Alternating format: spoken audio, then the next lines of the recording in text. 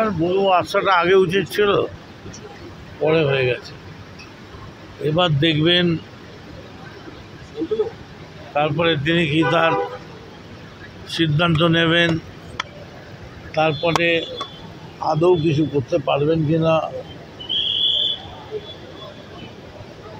Sorry বল, এখন তার আবার কলকাতার জ্যাক আছে, সেই জ্যাক তাকে কি বলে যে মমতা বন্দ্যোপাধ্যায়ের বক্তব্যটা আগে শুনবেন। Nothing is serious. চোখ কান বুঝে মমতা বন্দ্যোপাধ্যায় 4 বারের জন্য ওইসব নিয়ে কোনো চাপই নেই। The 4th time Chief Minister, 7 times MP, 3-4 times Cabinet Minister. Yes, she has created the history.